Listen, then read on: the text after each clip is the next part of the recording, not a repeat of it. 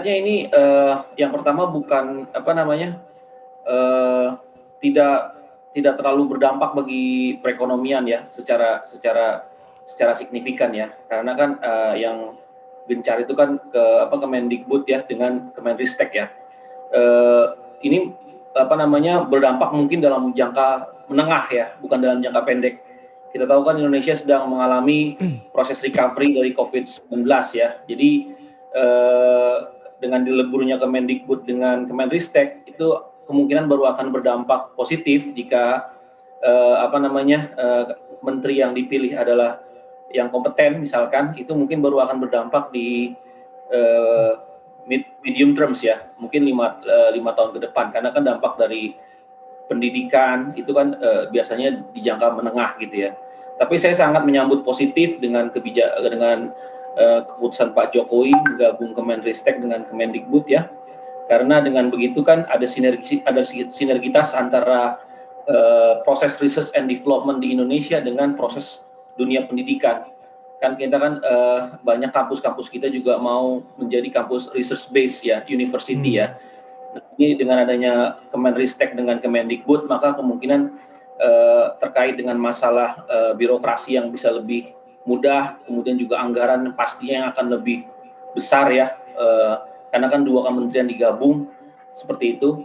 Jadi bagaimana dari sisi input input factor, yaitu unit universitas maupun, sekolah ya, baik itu sekolah dasar sampai sekolah menengah atas, itu bagaimana input faktornya bisa menghasilkan hasil produk-produk riset yang memang dibutuhkan bagi ekonomi Indonesia dalam jangka menengah maupun panjang ya. Ini memang merupakan suatu terobosan yang cukup baik dan memang akan mendorong efisiensi dari sisi birokrasi ya.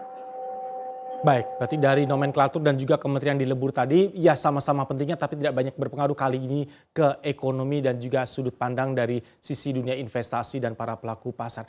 Tetapi kalau kita berbicara reshuffle ini kan sebelumnya selalu diasosiasikan dengan tingkat kepercayaan publik, kemudian pelaku pasar, seberapa konsisten dan komitedkah sebuah kabinet once ini sudah terbentuk. Kalau ada reshuffle dan berulang kali terjadi reshuffle, katanya akan berpengaruh juga ke paradigma atau mindset para investor dan pelaku pasar. Masih setujukah Anda, Mas Ahmad Mikail? Oh ya, tentu setuju ya. Karena kan, ekonomi itu sangat dipengaruhi oleh kebijakan pemerintah, dan Hmm. kebijakan pemerintah ini kan terkaitnya sangat sangat dipengaruhi oleh keputusan-keputusan menteri ya, ataupun, satu level di bawah kementerian. Tapi yang pasti setiap kementerian yang terkait dengan ekonomi inti ya, itu tentu akan berdampak pasti terhadap bagaimana investor melihat, perekonomian Indonesia. Ya kalau contohnya misalkan, eee, Kementerian Keuangan itu kan sangat sangat prudent dalam, Menteri Keuangan sangat prudent dilihat oleh investor mengelola, APBN Indonesia ya, yang sangat moderat maupun terkadang cukup konservatif, tapi itu dilihat, positif oleh investor seperti itu. Jadi memang, investor sangat-sangat melihat siapa sosok di balik, menteri di dalam kementerian tersebut. Jadi apalagi kalau misalkan kita berbicara di Kemenristek maupun Kemendikbud, ini kan mempengaruhi kualitas sumber daya manusia Indonesia 5 tahun ke depan. Kalau misalkan investor mau percaya dengan kualitas sumber daya manusia Indonesia 5 tahun ke depan, tentu akan lebih baik lagi kalau misalkan kementerian yang dilebur ini kita tidak tahu namanya apa nanti ujungnya ya.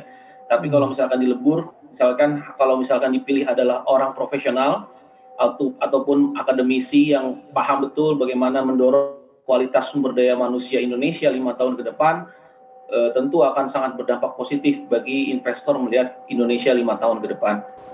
Install aplikasi kami CNBC Indonesia di Google Play Store dan App Store untuk mengikuti perkembangan terkini berita bisnis dan ekonomi.